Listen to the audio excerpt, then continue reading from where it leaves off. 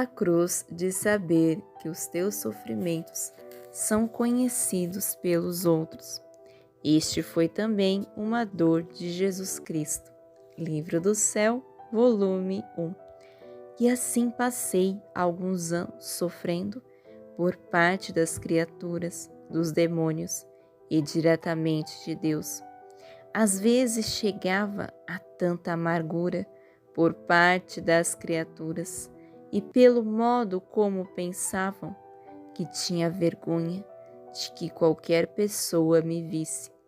Dessa forma, o meu maior sacrifício era aparecer no meio das criaturas. Era tanta vergonha e a confusão que me sentia atordoada. Houve outras visitas de outros médicos, mas não serviam para nada. Às vezes, derramando amargas lágrimas, dizia-lhe com todo o coração: Senhor, como se tornaram públicos os meus sofrimentos. Agora não só a família o sabe, mas também os estranhos. Me vejo toda coberta de confusão. Parece-me que todos me apontam com o dedo, como se estes sofrimentos fossem as piores ações. Eu mesma nem sei dizer o que me acontece. Ah, só tu podes libertar-me de tal publicidade e fazer-me sofrer ocultamente. Peço-te, suplico-te, escuta-me favoravelmente. Às vezes também o Senhor mostrava não me escutar e aumentavam minhas penas. Outras vezes se compadecia de mim, dizendo-me: Pobre filha, vem a mim, que te quero consolar. Tu tens razão em que sofres, mas é que não te lembras que também eu, quanto mais sofri. Até certo momento minhas penas foram ocultas, mas quando chegou a vontade do Pai de sofrer em público, rapidamente sair a encontrar confusões, opróbrios, desprezos, até ser despojado de minhas vestes. Estar nu no meio de um povo numerosíssimo. Poderia imaginar confusão maior que esta. Minha natureza sentia muito este tipo de sofrimento, mas tinha os olhos fixos à vontade do Pai e oferecia essas penas em reparação de tantos que cometem as mais nefastas ações publicamente, diante dos olhos de muitos, vangloriando-se sem a mínima vergonha.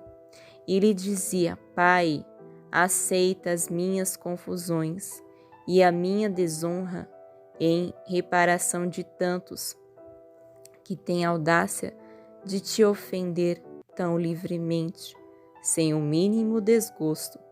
Perdoas-lhes, dai-lhes luz, a fim de que vejam a fealdade do pecado e se convertam também a ti. Quero tornar-te partícipe deste tipo de sofrimento. Tu não sabes que os mais belos presentes que posso dar às almas que amo são as cruzes e as penas. Tu és uma criança amada no caminho da cruz, por isso te sentes muito fraca. Quando tiveres crescido e tiveres conhecido como é precioso sofrer, então te sentirás mais forte. Por isso, apoia-te em mim e pousa, porque assim adquirirá força. Luísa é impelida a ficar de cama por períodos de tempo. Acentua-se a incapacidade de comer. Pela primeira vez, é chamado o confessor, que a liberta do estado de petrificação. Depois de que passei algum tempo neste estado descrito acima, há cerca de 6 ou 7 meses, os sofrimentos aumentaram mais, tanto que me vi obrigada a estar na cama. Frequentemente se multiplicava aquele estado de perder os sentidos, e quase não tinha nenhuma hora livre. Reduzi-me a um estado de extrema debilidade. A boca se apertava de tal modo que não podia abri-la, e em algum momento livre que tinha apenas algumas gotas de algum líquido podia tomar, se é que o conseguia, e depois era obrigada a devolvê-lo pelos contínuos vômitos que costumeiramente tinha. Depois que estive 18 dias neste estado contínuo, mandou-se chamar o confessor para me confessar. Quando veio, encontrou-me nesse estado de letargia. Quando me recuperei, perguntou-me o que tinha. Somente lhe disse, silenciando todo o resto, e como continuavam as moléstias dos demônios e as visitas de Nosso Senhor. Então lhe disse, Padre, é o demônio. Ele me disse, para não ter medo, uma vez que caso seja ele, o Padre vai te libertar. Assim, dando-me obediência, perseguindo-me com a cruz e ajudando-me a mover os braços, porque sentia todo o corpo petrificado, como se tudo se tivesse tornado uma só peça. Consegui que os braços retomassem o movimento. Consegui fazer com que a boca se abrisse depois de estar imóvel para tudo. Atribui isto à santidade do meu confessor, que na verdade era santo sacerdote. Considerei-o quase um milagre, tanto que dizia entre mim, veja, estás prestes a morrer, porque na verdade me sentia mal, e se tivesse durado este estado, eu acho que teria deixado a vida. Se bem me lembro que estava resignada, e quanto me vi libertada, senti um certo pesar porque não tinha morrido. Depois que o confessor se foi e eu fiquei livre, voltei ao mesmo estado de antes.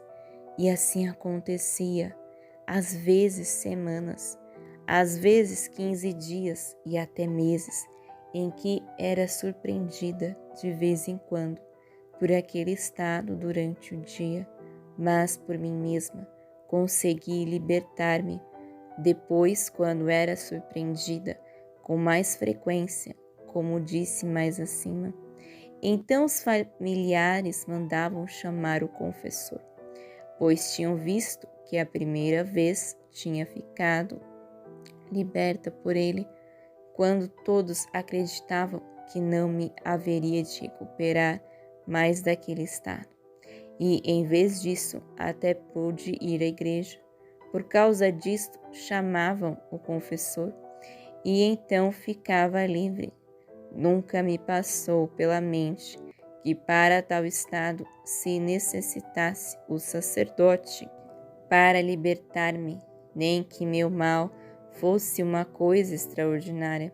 É certo que quando perdi os sentidos, via Jesus Cristo, mas isto atribuía-o à bondade de Nosso Senhor e dizia para mim mesmo, olha, como Nosso Senhor é bom para mim, que neste estado de sofrimentos vem a dar-me a força.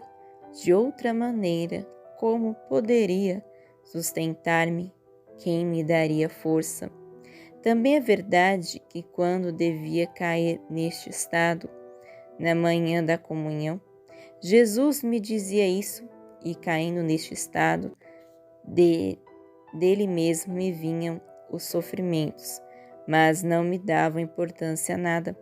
Só de pensar alguma vez em dizê-lo ao confessor, eu acreditava ser a alma mais soberba que existia no mundo.